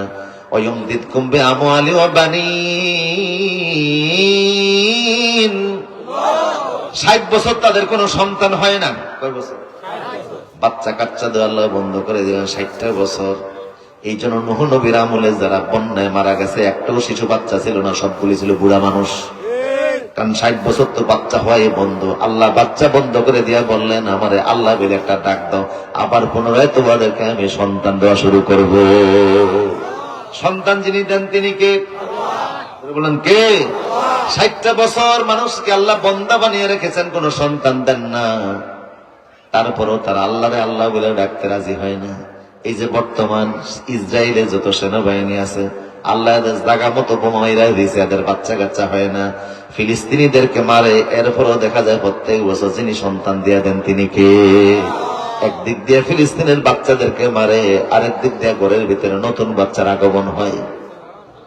প্রতিদিনই ফিলিস্তিনিদের ঘরে আজান দেওয়া লাগে, আল্লাহু আকবার আল্লাহু আকবার, নতুন মেহমানের আগমন। সুবহানাল্লাহ বলবেন না? আবার এই ভারত আর চীন, 2টা দেশ। ভারত আর, আপনাদের কষ্ট হচ্ছে মনে হয় না? মুনাজাত দেই না? আর কয়েক মিনিট শোনা যাবে ইনশাআল্লাহ। জোরে আল্লাহু আকবার। এই ভারত আর চীন সামনে ছেলেদেরকে বিয়ে করানোর মতো, মানে ছেলেদেরকে বিয়ে করানোর মতো মেয়ে খুঁজে পাবে না। 2টা অভিশপ্ত দেশ। ভারতে প্রতিদিন 10 লক্ষ সন্তান হত্যা করা হয়, চীন দেশে করা হয় কেন? মায়ের পেটের মধ্যে যখন বাচ্চা আসে, আধুনিক যন্ত্রের মাধ্যমে যখন থেকে বাচ্চাটা মেয়ে হবে, তখন আর বাচ্চাটাকে বাঁচতে দেয় না, মায়ের পেটেই মেরে ফেলে। তারা মেয়ে চিনতে রাজি না, শুধু ছেলে নিতে রাজি। এই জন্য সামনের চীন এবং ভারত, তারা ভবিষ্যতের ছেলেদেরকে বিয়ে করানোর মতো মেয়ে খুঁজা। এই জন্য দেখবেন অনেক হিন্দুরা ভারত থেকে এসে বাংলাদেশে প্রেমের নামে অভিনয় করে মেয়েদেরকে বিয়ে করেও নিয়ে যায়। আমার প্রিয় সদীপ, এই জন্য ভারত আর চীনের লেসবিয়ান বেশি, সমকামী বেশি, অভিশপ্ত জাতীয়রা। আমার ভাইরা, তো জাকাত ফিলিস্তিনিদের বাচ্চা, ইসরায়েলি বাহিনীকে আল্লাহ সন্তান দেন না। যে ইমানের সন্তান হওয়ার কথা হয় না, কারণ আল্লাহ জাগা মতো বোমাইরা দিছে। নূহ নবীর উম্মতের 60 বছর আল্লাহ কোন সন্তান দেয় না। নবী শুধু বললেন, আল্লাহরে আল্লাহ বইলা ডাকো, দেখবা সন্তান আসা শুরু হয়েছে। আবার তারা বলতে রাজি না। ওয়াজআল লাকুম আনহারা, নবী বললেন ফল ফসলের বাগিচা দ্বারা আল্লাহ সমৃদ্ধ করবেন, তাও তারা রাজি হয় না। এক পর্যায়ে আল্লাহ জানিয়ে দিল, নূহ রে, তুমি যতই চেষ্টা করেছো 950 বছর, এরা আর নতুন করে ঈমান আনবে না, আর কালেমা পড়বে না। নূহ নবী বললেন, তাইলে ঠিক আছে আল্লাহ, আপনার সিদ্ধান্ত যেখানে এমন, আপনার সিদ্ধান্তের সাথে আমিও একমত। আরো জোরে বলুন, আপনি যেটা চান আমিও। রব্বি লা তাযার আলাল আরদি মিনাল কাফিরিনা দাইয়ারা, এই জমিনে আর একটা কাফেরের থাকার দরকার নাই, শেষ করে দেন। তো আমি বাঁচবো কিভাবে? আল্লাহ বললেন, তুমি এক কাজ করো, ওয়াসনাইল ফুলকা বিআয়ুনিনা ওয়ালা তুখাতিবনি ফিল্লাযিনা যালামু ইন্নাহুম মুগরাকুন। তুমি একটা জাহাজ বানাও। কি বানাও? জোরে বলুন। লোকেরা বলে নৌকা না, নৌকা না। নৌকা আপনি কি দিবেন? নৌকায় কয় মন মাল ধরে? উনি জাহাজ বানিয়েছে, কারণ সারা পৃথিবীর সকল প্রাণী থেকে 1 জোড়া করে নেওয়া লাগবে। এই জাহাজের ভিতরে 2টা হাতি উঠানো লাগবে, একটা মহিলা একটা পুরুষ। কথা কোন না কা? 1 জোড়া বাঘ উঠানো লাগবে, 1 জোড়া ঘোড়া উঠানো লাগবে, একজোড়া উট উঠানো লাগবে, একজোড়া গরু উঠানো লাগবে, সব প্রাণী থেকে কয় জোড়া? এক জোড়া করে উঠানো লাগবে। নৌকায় কি উঠানো সম্ভব? এই জন্য জাহাজ বানাও। জাহাজ ছিল প্রায় 300 হাত লম্বা। আর একটু জোরে বলুন, কত হাত লম্বা? 300 হাত লম্বা, 3 তলা বিশিষ্ট বিশাল বড় জাহাজ উনি বানিয়ে ফেললেন। আমার প্রিয় সুধী, জাহাজ বানিয়ে ফেললেন 300 হাত লম্বা। সেগুন গাছের কাঠ দ্বারা তিনি জাহাজ বানিয়েছেন। উনি বানানোর আগে বলছে, আল্লাহ এত বড় জাহাজ বানাবো, জাহাজের সাথে আমার কোনো সম্পর্ক নেই, আমি তো কাঠ মিস্ত্রি না, বানি না। আল্লাহ বললেন, ও ওয়াহিনা, তুমি আমার সামনে বানাও, বানানোর মতো যে যোগ্যতা মেধা আমি আল্লাহ তোমারে দান করে দিব। ওনার 4টা ছেলের ভিতরে একটা ছেলে নাফরমান ছিল, বাকি 3 ছেলে বাবারে সহযোগিতা করছে। আজ জিব্রাইল দাঁড়িয়ে ওনারে হেল্প করছে। সুবহানাল্লাহ। লস্কর, আত্মীয় স্বজন, ইমানদার যারা কালেমা পড়েছে, এদের সহযোগিতায় এত বড় বিশাল জাহাজ বানিয়ে ফেললেন মাত্র 2 বছরে। কত বছর? 2 বছরের ভিতরে বানানো হয়ে গেল। এবার আল্লাহ বললেন, ওরে তুমি জাহাজের ভিতরে মানুষ তোলো, সবাই তোলা শুরু করো, বন্যা শুরু হয়ে যাবে। উনি বললেন, আল্লাহ বন্যা শুরু হবে আমি বুঝবো কিভাবে? আল্লাহ বললেন, হাত্তা ইযা জাআ আমরুনা ফারাতান নূর। তোমার বাড়িতে যে চুলাটা আছে, মা হাওয়া আলাইহিস সালাম এই চুলাটা রেখে গেছেন, লোহার একটা চুলা, যে চুলার ভিতরে হযরত মা হাওয়া রুটি বানিয়ে রুটি সেইকা বাবা আর আদম আর হাওয়া খাইতেন। ওই চুলাটা তোমার বাড়িতে আছে। এই চুলার ভিতরে, লোহার চুলার ভিতর থেকে আমি আল্লাহ পানি উঠাইয়া দিব। তখন মনে করবা বন্যা শুরু হয়ে যাবে, তুমি সবাই রে তুইলা নিও। স্ত্রী গিয়া সংবাদ দিল, স্বামী আমার পানি উঠতেছে লোহার চুলার ভিতর থেকে, তার মানে বন্যা শুরু হচ্ছে। উনি সব মানুষকে ডাক দিলেন, আসো জাহাজে আসো। আল্লাহর বলো, আল্লাহ পৃথিবীর সব প্রাণী থেকে এক জোড়া করে আমি নিব। এখন প্রাণী তো আমার সামনে নাই। আল্লাহ বলেন, আমি নিজে হাজির করে দিচ্ছি। এখন বলেন, আল্লাহ এক জোড়া করে নেব, সব তো আর নেওয়া যাবে না। এখন কোনটা পুরুষ কোনটা নারী আমি বুঝবো কিভাবে? আল্লাহ বললেন, তুমি ডান হাত আগিয়ে দাও, পুরুষটা যে তোমার হাতের সামনে দাঁড়াবে। বাম হাত আগিয়ে দিলে নারী প্রাণীটা গিয়ে তোমার সামনে দাঁড়িয়ে যাবে। হাত আগিয়ে দিলেন, 2 ধরনের প্রাণী আসলো। তিনি জাহাজে তোলা শুরু করলেন। জাহাজে প্রথম উঠছে গাধা। কি উঠছে? কষ্ট হচ্ছে না আপনাদের? গাধা দিয়া জাহাজ উদ্বোধন হয়েছে। আমার প্রিয় সুধী, সকল প্রাণী থেকে এক জোড়া করে নেওয়ার পরে বন্যা শুরু হলো। ওনার পরিবারের ভিতর থেকে একটা ছেলে উঠলো না। উনি ছেলেটাকে বলছিলেন জাহাজে, ছেলে কয় না, সাআউই ইলা জাবালি ইয়াসিমুনি মিনাল মা, বাবা আমি পাহাড়ে দাঁড়িয়ে থাকবো, পাহাড় আমাকে বাঁচাবে। নবী বললেন, না, আজকে লা আসিমা ইয়াউম, আজকে আল্লাহর আযাব থেকে কেউ বাঁচতে পারবে না, ইল্লা মান রাহিমা রাব্বি, আল্লাহর দয়া ছাড়া কেউ বাঁচতে পারবে না। প্রচন্ড পানির ধাক্কা আসলো, ছেলেটাকে পানিতে বন্যার ভাসে নিয়ে চলে গেল। জাহাজের ভিতরে উঠলেন, প্রচন্ড তরঙ্গের মধ্যে দিয়া পানির ঢেউ আর ঢেউ, পাহাড়ের মতো ঢেউ। আল্লাহু আকবার। মাউজিন কাল জিবাল, বিশাল বড় পানির ঢেউ। এই ঢেউর মধ্যে দিয়ে জাহাজ চলতে লাগলো। জাহাজের চাবির নাম হলো বিসমিল্লাহ।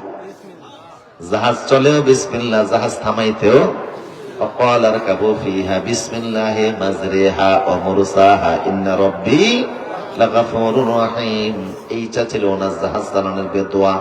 জাহাজ উনি চালাচ্ছেন 6 মাস পর্যন্ত জাহাজ চালানো। ওয়াস্তাওয়াত আলাল জুদি, 6 মাস পরে ইরাকের একটা পাহাড় আছে, এরোরট পাহাড়। ওই এরোরট পাহাড়ের একটা কোণার অংশের একটা উপত্যকার নাম হলো জুদি পাহাড়। জুদির কাছে গিয়ে নৌকাটা, জাহাজটা থেমে গেল। পানি একেবারে কমেছে কিনা নবী জানার জন্য উনি একটা কাকেরে বললেন, কাক তুই গিয়ে দেখে আস পানি কমছে কিনা। কাক জাহাজ থেকে নামছে, পানি কমছে কিনা নবীকে সাংবাদিক হিসেবে দায়িত্ব দিবে, সংবাদ প্রচার করবে, নবীকে জানাবে। কিন্তু বাইরে আসার পরে দেখে মরা প্রাণী পড়ে রয়েছে। ও দেখা লোভ লাগছে, খাবার খাইতে বসে গেছে। অনেকক্ষণ দেরি করছে, নবী দেরি দেখে কাক একটা কবুতরের ডাক দিছে, হে কবুতর তুই গিয়ে দেখে আস পানি কমছে কিনা। কবুতর মুহূর্তের মধ্যে সংবাদ দিয়ে গেছে। নবী তাকিয়া দেখে কবুতরের মুখের ভিতরে জাইতুনের পাতা আর পায়ের ভিতরে কাদামাটি। কাদামাটি দেখে নবী বুঝলেন পানি কমে গেছে, পানি শুকায়া গেছে। কিছুক্ষণ পরে কাক আসতে বলেন, ইয়া আইয়ুহাল গুরাব লিমা তাআখারতা, কিরে কাক তুই দেরি করলি? কাক বলল, নবী হে, আমি গিয়েছিলাম, মরা প্রাণী দেখে লোভ লাগছে, তা খাইতে বসছি, ফেটটা বইরা খাইতে একটু দেরি হয়েছে। নবী বললেন, আমার আদেশ পালনে তুই বেয়াদবি করছিস, তুই মানুষকে দেখলে তোর ভয় করবি আর মানুষ তোকে দেখলে ঘৃণা করবে। এই জন্য দেখবেন কাক মানুষের দেখলে ভয় করে কি করে না। সামান্য তালি দিলে কাক আর ধারে কাছে, আবার কাক মানুষও কাকের ঘৃণা করে। কিন্তু কবুতরকে বললেন তোর দোয়া তোর পিছনে আমার দোয়া আছে। এই জন্য দেখা যায় মানুষ যেখানে বসবাস করে সেই বসবাসের মাথার উপরে কাকের কবুতরের জন্য আলাদা ঘর আছে না নাই? আবার দেখবেন কিছু জিনিস উদ্বোধন করতে গেলে কি উড়ায়, পায়রা উড়ায়, ঠিক কিনা বলেন? এটা হয়ে গেল মানুষের কাছের বন্ধু। নবীর আদেশ পালন করার কারণে আমার প্রিয় সুধী, এই যে গোটা জাতির আল্লাহ মানলেন, আল্লাহ বলেন ধ্বংস মানুষের জন্য নমুনাও দেখিয়ে দিলেন। হযরত মূসা আলাইহিস সালামের মাধ্যমে ফেরাউনের 10 লক্ষ বাহিনীকে আল্লাহ সাগরের ভিতরে চুবিয়ে মারলেন, 10,60,000 বাহিনী। সামুদ জাতিকে আল্লাহ মারলেন, আদ জাতিকে আল্লাহ মারলেন, নূহ দাউদ আলাইহিস সালামের উম্মতকে আল্লাহ বানর বানালেন, ঈসা নবীর উম্মতকে আল্লাহ শুকর বানালেন। এরকম যুগে যুগে ইসলাম বিরোধীদের ধ্বংস আছে না নাই? আর মুহাম্মদ সাল্লাল্লাহু আলাইহি ওয়াসাল্লামের বিরোধিতা যারা করলো, মক্কা যারা কষ্ট দিয়েছে, নবীকে যারা জেলখানায় রাখছে 3 বছর, কয় বছর? 3 বছর আল্লাহ নবীকে জেলখানার ভিতরে রাখছে। সাহাবায়ে কেরাম রাসূলের সঙ্গে 56 জন মুসলমান জেলখানার ভিতরে ছিল। শিয়া আবি তালেবে শেষের 3টা বছরে, 3য় বছরে এত কষ্ট ছিল, সাহাবায়ে কেরাম বলেছে খিদার যন্ত্রণায় কোনো খাবার ছিল না। ওই জেলখানায় আবু বকর, ওমর, ওসমান আলী ওনারাও ছিলেন, হযরত ফাতেমা ছিলেন, খাদিজা ছিলেন।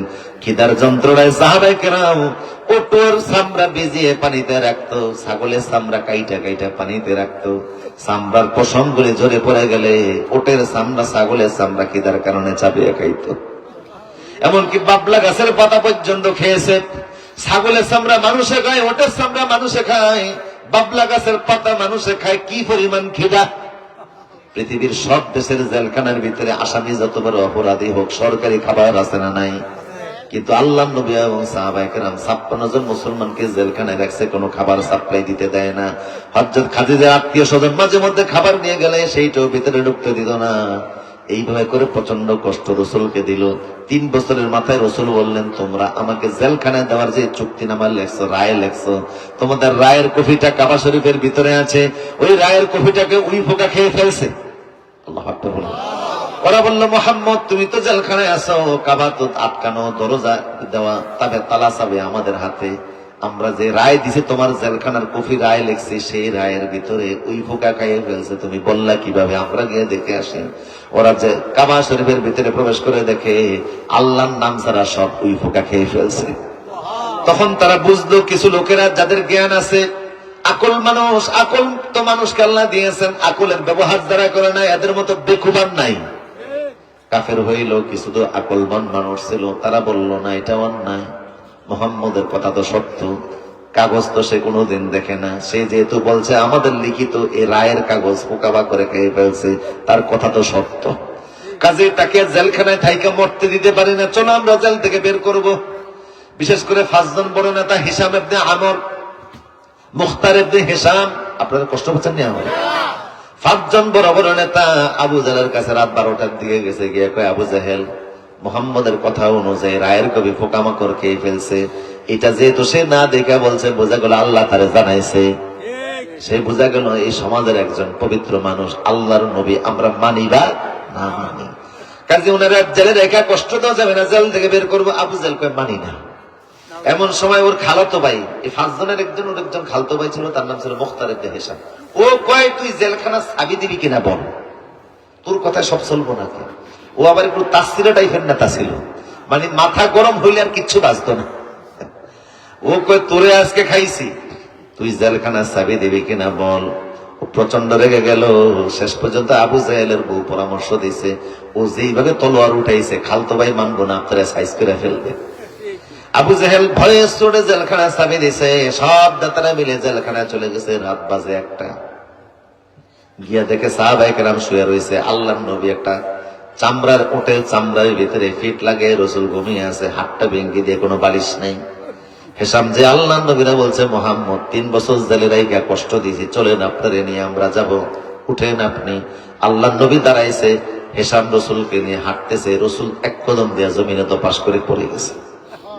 হিশাম দ্বিতীয়বার নবীরে দাঁড় করে আছে, দ্বিতীয়বার রসুল 2-1 কদম দিয়া পড়ে গেছে, দাঁড়াতে পারে না, শরীরে শক্তি নেই, দুর্বল। তৃতীয়বার আল্লাহর নবী পড়ে গেলেন, হিসাম বুঝতে পারে না রসুল কেন বারে বারে পড়ে যাচ্ছে। চতুর্থবার নবীকে যখন তুলতে গেছে, হিসাম পিছনের দিক থেকে রসুলের পেটের মধ্যে হাত দিয়ে উঠাইতে গেছে। পেটের মধ্যে হাত দেওয়ার সঙ্গে সঙ্গে দেখে রসুলের পেটটা শক্ত শক্ত লাগে। হিসাম কাপড় সরিয়ে দেখে 3টা পাথর বাঁধা অবস্থায় আছে। এই দৃশ্য দেখে হিসামের চোখ থেকে পানি পড়তেছে। হিসাম বলে, এই মক্কার লোকেরা, এই মক্কায় এমন কোন মানুষ নাই যে মুহাম্মাদের ঘরে একবেলা খায় নাই। ও তাহমিলুল কাল্লাব, কত মানুষের বোঝা তিনি বহন করে দিয়েছেন, কত মানুষ ওনার ঘরের ভিতরে খেয়েছে, কত মানুষের জন্য তিনি অসুস্থ মানুষের ঘরে খাবার নিয়ে গিয়েছেন। আজকে তোমাদের আল আমিন, যার মাধ্যমে তোমাদের বিশাল বড় বড় কাবা শরীফের হাজরে আসওয়াদ পাথর রাখতে গিয়ে যে জাতীয় মারামারের আয়োজন হয়েছিল, সেখান থেকে যিনি তোমাদেরকে বাঁচাইছে, যাচ্ছে হারা দেখে ব্যবসায়ীরা ব্যবসা করতে গেলে ব্যবসায় লাভ বেশি হয়, সেই আল আমিন এখন না খেয়ে মরতেছে, খিদার যন্ত্রণায় দাঁড়াতে পারে না। কাজটা ভালো করো নাই, কিছু যুবকদেরকে পাঠালো, তোমরা একটু খাবার নিয়ে আসো। কয়েকজন যুবক ঘরে গেছে, মাদেরকে ঘুম থেকে উঠে একটু খাবার নিছে। জেলখানায় খাবার নিয়ে আল্লাহর ছবির সামনে খাবার দিয়ে বলছে, মোহাম্মদ খাবার খাও। রসুল এতক্ষণ কিছু বলে না, খাবার দেখে হুজুরের চোখ থেকে পানি বের হচ্ছে। হিসাম বলে, কেন খাচ্ছেন? আল্লাহ নবী বলল, তোমরা আমার খিদা দেখে, পেটের মধ্যে পাথর দেখে আমার সামনে খাবার নিয়ে আসছো, অথচ আমার ছোট্ট মেয়ে ফাতেমা আজকে 3 দিনের না খাওয়া, আমার খাদিজাটা না খাওয়া, আমার আবু বকর না খাওয়া, আমার ওমর ওসমান আলী না খাওয়া, এদের পেটে সামনে খাবার না দিয়ে আমি খাইতে পারি না। হিসাম বলল, নবী হে মুহাম্মদ সাল্লাল্লাহু আলাইহি সাল্লাম, আমরা আপনার প্রতি অমানবিক নির্যাতন করেছি, কষ্ট দিয়েছি, আপনি যদি ক্ষমা না করেন আমাদের উপায় থাকবে না। আপনার সম্মিলিত ভাবে এসছে আপনাকে জেলখানা থেকে বের করার জন্য। রসুল খাবারের দিকে তাকিয়ে চোখের পানি যখন ছাড়তেছে, তাৎক্ষণিক আল্লাহ সূরা দোহা নাযিল করে বললেন, ওয়ালা সাউফা ইউতিকা রাব্বুকা ফাতারদা। আল্লাহু আকবার। হে নবী, আজকের 3 বছরের কষ্ট, জেলে থাকার কষ্ট, সাহাবীদের কষ্ট, খিদার কষ্ট, পেটে পাথর বাঁধার কষ্ট আমি দেখলাম। বিনিময় কি দিব জানেননি? হাসরের ময়দানে আপনি যতক্ষণ খুশি না হবেন ততক্ষণ একটা উম্মতকে আমি জাহান্নামে রাখবো না। আপনি যতক্ষণ চাইবেন আপনার উম্মতকে আমি আল্লাহ আপনার চাওয়া অনুযায়ী জাহান্নাম থেকে বের করে জান্নাত দিয়ে দেব। আপনার এই স্যাক্রিফাইসের কারণে, ত্যাগ স্বীকারের কারণে আমি আল্লাহ এমন পুরস্কার দেব, হাসরে যতক্ষণ আপনি চাইবেন ততক্ষণ আমি আল্লাহ দিতেই থাকবো। আপনি যা চাইবেন আমি তাই দিব, আপনার আমি নারাজ করব না। রাসূল বলে, ওয়ালা আরদা ওয়াহিদুম মিন উম্মতি ফিন্নার, হাসরে আমার একজন উম্মত জাহান্নামে থাকা পর্যন্ত আমার চাওয়া পাওয়া বন্ধ হবে না। আমার প্রিয় সুধী, এই যে রাসূলকে কষ্ট দিছে যে নেতারা, সেই নেতাদেরকে বদরে আল্লাহ 10 দিন কি ধরেন নাই? 70 জন নেতারা আল্লাহ জায়গায় শেষ করে দিছে। বদরে তাদের লাশগুলি একটা কুয়ার ভিতরে ফেলছে। এই বছর আমি গেলাম, এর আগে আল্লাহ হজে নিয়েছেন কিন্তু বদরে যাই নাই। এবার বদরে যাওয়ার পরে দেখি ওই কুয়াটা এখনো আছে। পাশে গিয়ে দেখলাম কুয়াটা এখন ভিতরে দেখা যায় না, কারণ লোকেরা গিনাস্তটে পাথর মারতেছে, পাথর উঁচা হয়ে গেছে। যে যায় সেই পাথর মারে। এইখানে আবু জাহেল এর একটা পাথর মার, এইখানে ওই কাফেরেরা যারা নবীকে কষ্ট দিয়েছে, যারা নবীকে ব্যথা দিয়েছে, যন্ত্রণা দিয়েছে, সবার গায়ের উপরে পাথর মারতে মারতে পাথর এমন উঁচা হয়ে গেল, সেই স্তূপটা এখনো আছে। ওইখানে পাথর তুললে কেমন জানি দেখা যায় শরীরের ভিতরে শক্তি এসে যায়। হাজিরা পাথর ধরে আর ওই গর্তের কুয়ার ভিতরে পাথরগুলি নিক্ষেপ করে ইমানি চেতনা প্রকাশ করি। ওই বদরের যুদ্ধে, যেটা মদিনা থেকে 180 কিলোমিটার দূর, ওই মাঠটা পাশে একটা বালির পাহাড় দেখলাম। ওই পাহাড়ে দাঁড়িয়ে 5000 ফেরেশতা মুসলমানদেরকে সাহায্য করছে। আর যারা বলুন সুবহানাল্লাহ। তাইলে যুগে যুগে আল্লাহ মানুষকে ধ্বংস করছেন কি করেন নাই? কিয়ামত পর্যন্ত আল্লাহ করবেন মানুষের জন্য ধ্বংস। দুনিয়ার জীবন ধ্বংস, আখিরাত ধ্বংস। এবার আল্লাহ বললেন, শোনো, আমার ধ্বংসের হাত থেকে বাঁচতে পারবা 4টা যদি কর্মসূচি নিয়ে নাও। আল্লাহ আকবার বলেন। কয়টা কর্মসূচি? 4টা কর্মসূচি নিলে আমার ধ্বংসের হাত থেকে বেঁচে যাবে। পড়েন আমার সাথে, ইল্লাল্লাযীনা আমানু ওয়া আমিলুস সালিহাতি ওয়া তাওয়াসাউ বিল হক ওয়া তাওয়াসাউ বিস সাবর। 4টা কর্মসূচি নিলে আর ধ্বংস নয়। 4টা কর্মসূচি নিলে তুমি সফল। 4টা কর্মসূচি নাই, তুমি বিল গেটস হলেও তুমি ধ্বংস। কথা কন না কা? তুমি আমেরিকার প্রেসিডেন্ট হলেও ধ্বংস, তুমি পৃথিবীর সবচেয়ে দামি বাড়ির ভিতরে থাকলে তুমি ধ্বংস। পৃথিবীর সবচেয়ে দামি বাড়ি হলো দুইটা, একটা হলো ভারতের বোম্বে, ওই বাড়িটার ভিতরে থাকে আম্বানি পরিবার। আম্বানি পরিবার শুনছেন না? ভারতের রিলায়েন্স কোম্পানির মানে সবচেয়ে দামি পরিবার। শুনছি ওই পরিবারের, আম্বানি পরিবারের বোন নাম হলো মিতা আম্বানি। ওই মহিলা প্রতিদিন যে চা খায়, এক কাপ চার দাম বাংলাদেশি টাকায় 3 লাখ টাকা। আপনারা যে চা খান এক কাপের দাম কত? হ্যাঁ, এখনো 5 টাকা, রং চা 5 টাকা না? আর যদি ঢাকার সিলেটের গ্র্যান্ড সুলতান হোটেল আছে একটা, সিলেটের মৌলভীবাজার, ওখানে যদি চা খান হয়তো বা এক কাপ চার দাম নেবে 2000 টাকা। আর যদি ঢাকার উপসী বাংলার হোটেলে গিয়ে খান তাইলে হয়তো বা 3000 টাকা নেব।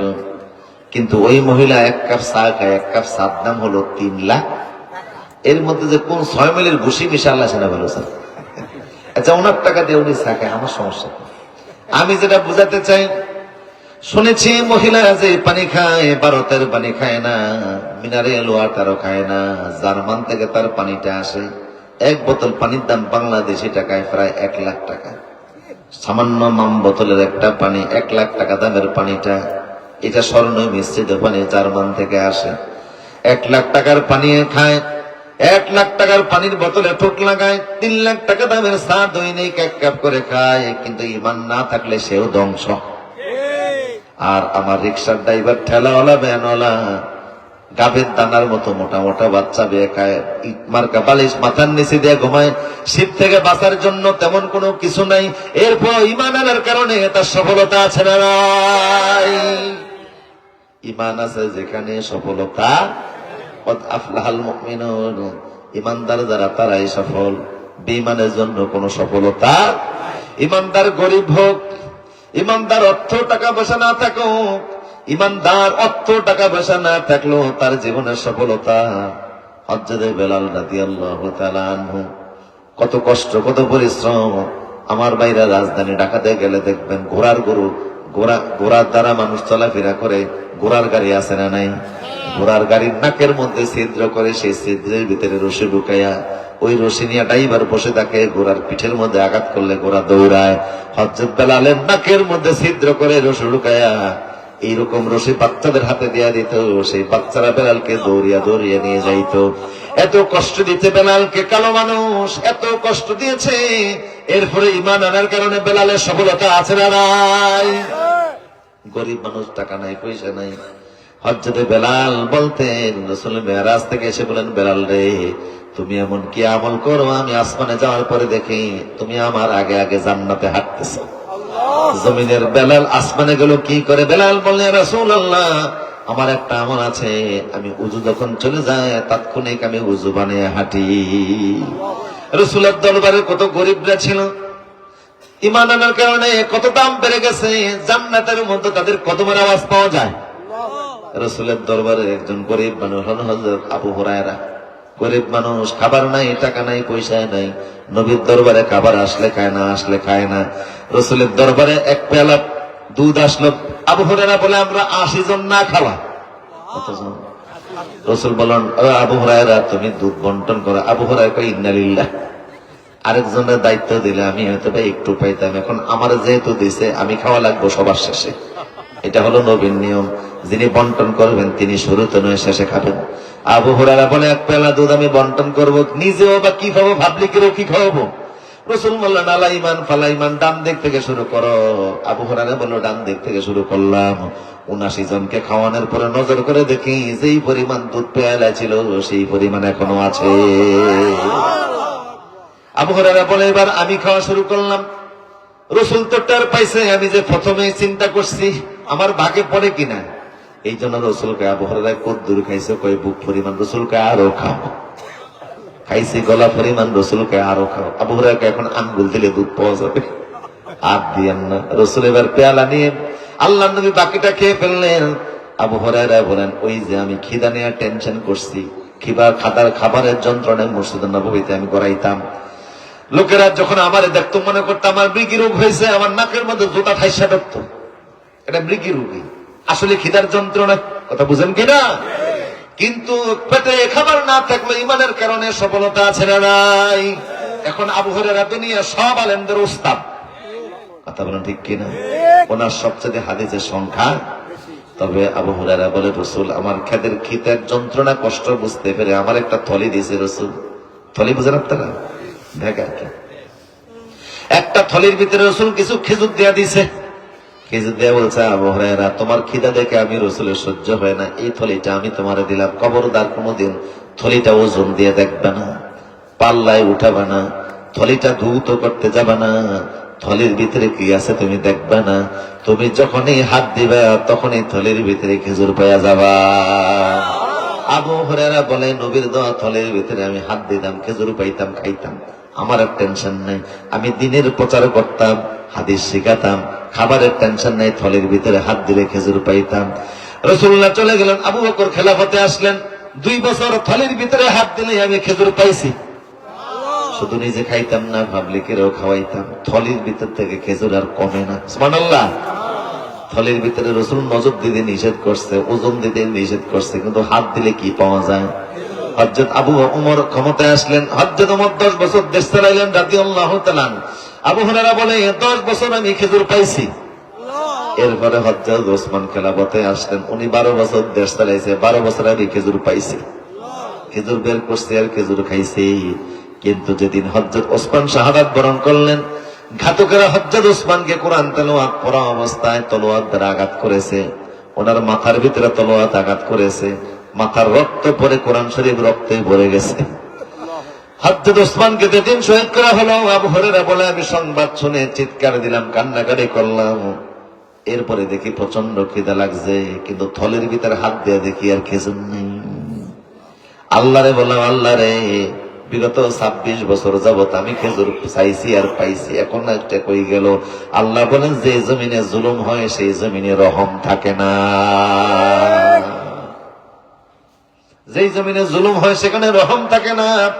জিন্নুরাইন যিনি, আমার নবীর 2 কন্যার পরপর স্বামী যিনি, যারা দেখে ফেরেশতারা লজ্জা করত, সেই নিরপরাধ মানুষটারে হত্যা করা হলো, এইখানে রহম থাকতে। আমার প্রিয় সুধী, যে কথা বলছিলাম, তাহলে ইমানদার গরিব হোক, ইমানদার অভাবী হোক, ইমান আনার কারণে তার মূল্য আছে না নাই? আর বেঈমান 1000 কোটি টাকার মালিক থাকলেও তার দুনিয়াতে সফলতা, আখিরাতে কিছু। ইমানদার জীবনের শেষ মত ইমান আনলো, তার জন্য জান্নাত। রাসূল বলছে, মান কানা আখিরু কালামিহি লা ইলাহা ইল্লাল্লাহ ফাদাখালাল জান্নাহ, যার জীবনের শেষ কথা হবে লা ইলাহা ইল্লাল্লাহ, সে আল্লাহর জান্নাতি। মদিনাতে একটা ইহুদি ছিল, নবীর খেদমত করত, রসুলের পাশে এসে দাঁড়াতো, রসুলের জুতাগুলি ঠিক করে দিত। কিছুদিন তারে দেখা যায় না। সাহাবায়ে কেরামকে বললেন, ইহুদি ছেলেটা এখন আর আসে না কেন? সাহাবায়ে কেরাম বলল, ছেলেটা অসুস্থ, সেই জন্য আসতে পারে না। রসুল বললেন, আমাকে নিয়ে চলো, আমি তারে দেখতে যাব। একটা ইহুদি ছেলেকে বিশ্বনবী দেখার জন্য তার বাড়িতে গেলেন। সুবহানাল্লাহ। তার বাড়িতে দেখার জন্য গেলেন। এটাই হলো ইসলামের আদর্শ, কথা বলেন ঠিক কিনা? আপনি এইভাবে করে ইসলাম আদর্শ ছড়িয়ে দেবেন। ইসলাম আখলাক দ্বারা প্রতিষ্ঠিত হয়েছে, তলোয়ার দ্বারা ইসলাম। তলোয়ার ইসলামে ব্যবহার করার বিধান আছে, তলোয়ার প্রয়োজনে ব্যবহার করতে হবে, তবে তলোয়ারের চাইতে আখলাকের ধার অনেক বেশি। তলোয়ারের ধারের চাইতে আখলাকের ধার অনেক বেশি। ছোট্ট করে বলে দিচ্ছি, কষ্ট হচ্ছে না আপনাদের? এই ভারতের একজন ইসলামী আন্দোলনের নেতা ছিলেন মাওলানা হুসাইন আহমদ মাদানী রহমতুল্লাহ। মাদানী হুজুর আওলাদ রাসূল ছিলেন তিনি, দেওবন্দের উস্তাদ। এই যে ওনার ছেলেরা এখন বাংলাদেশে আসে, তো তিনি হুসাইন আহমদ মাদানী একবার ট্রেনে করে মুলতানে মাহফিলে যাচ্ছেন, সেই যুগের ট্রেনে। এবং ওনার পাশে একজন হিন্দু ভদ্রলোক বসছে। তো প্রত্যেক ট্রেনের কম্পার্টমেন্টের ভিতরে তো টয়লেট আছে। ওই হিন্দু ভদ্রলোকের টয়লেট সাফছে, বাথরুম দরকার হয়েছে। এই যখন বাথরুম করার জন্য গেছে, গিয়া দেখে যে বাথরুমের যে হালত, যে অবস্থা, এই ভদ্রলোকের আর রুচিতে দেয় নাই যেখানে বাথরুম করবে, ওইটা চলে এসে। কিন্তু বাথরুম যদি একবার সাইফায় বসে, এই জায়গায় সরাইব কিভাবে? প্রচন্ড চাপ। এক কম্পার্টমেন্ট 2 কম্পার্টমেন্ট করে এরকম 1 স্টপেজ 2 স্টপেজের পরে কয়েকটা স্টপেজ পরে ট্রেন থাইমা গেছে।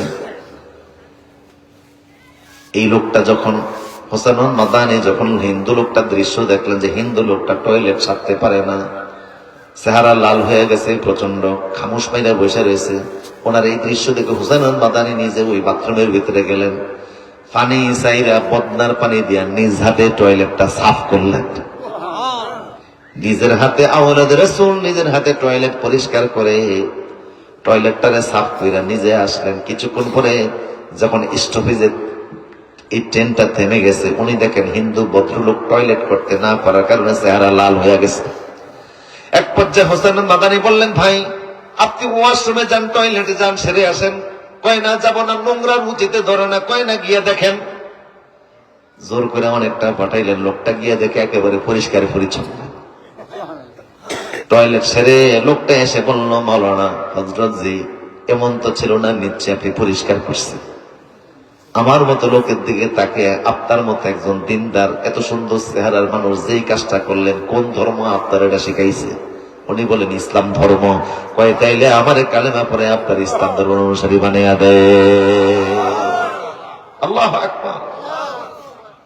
ইসলাম প্রতিষ্ঠিত হয়েছে আখলাকের ওজনে। কথা বলেন ঠিক কিনা? আমার প্রিয় সুধী, আখলাক দ্বারা দিন তুমিতে কায়েম হয়েছে। আল্লাহ নবী ইহুদি ছেলেটাকে দেখতে গেলেন, যদিও সে অমুসলিম পরিবারের সন্তান। ইহুদি পরিবারের ছেলেটা দেখে অবাক হয়ে গেল। মদিনার 8 লক্ষ বর্গ মাইলের শাসক আমার ঘরে আসছে। বাংলাদেশের আয়তন হলো মাত্র 56,000 বর্গ মাইল। মদিনা তখন 8 লক্ষ বর্গ মাইলের দেশ, মানে 16টা বাংলাদেশের সমান। 16টা বাংলাদেশের সমান যেই দেশটা, সেই দেশের শাসক আমার ঘরে আসছে।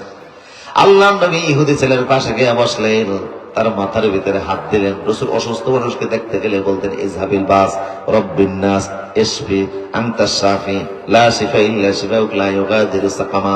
অসুস্থ মানুষের পাশে বসে রাসূল দোয়া করতেন। ছেলেটার চেহারা দেখে বুঝলেন ছেলেটা আর বাঁচবে না, মরণ রোগে তারে ধরছে। আল্লাহ নবী ছেলেটার পাশে বসলেন। ছেলেটা বলল, নবী আমি অবাক, আমার মতো ছোট্ট একটা ইহুদির ঘরে আপনি আসতেন। হুজুর বললেন, এই ছেলে আমি তোমার দুনিয়াবি একটু সৌজন্যতা দেখাতে এসেছি, তবে আখিরাতে তোমার কোনো উপকারে আমি আসবো না। যদি আমি শাফিউল মুজতাবিন গুনাহগারদের শাফায়াত করে করে জান্নাতে নিয়ে যাব। ছেলে বলল, আপনার শাফায়াত হাসরে পাইতে হলে কি করা লাগবে? রাসূল বলেন, কালেমা পড়া লাগবে। ছেলে বাবার চেহারার দিকে তাকায়, কালেমা পড়বে কিনা। বাবা ইশারা করলো, আল আমিন, যেটা বলে সেটা তুমি করো। ছেলে তাৎক্ষণিক রাসূলের হাতে হাত রেখে কালেমা পড়ে মুসলমান হয়ে গেছে।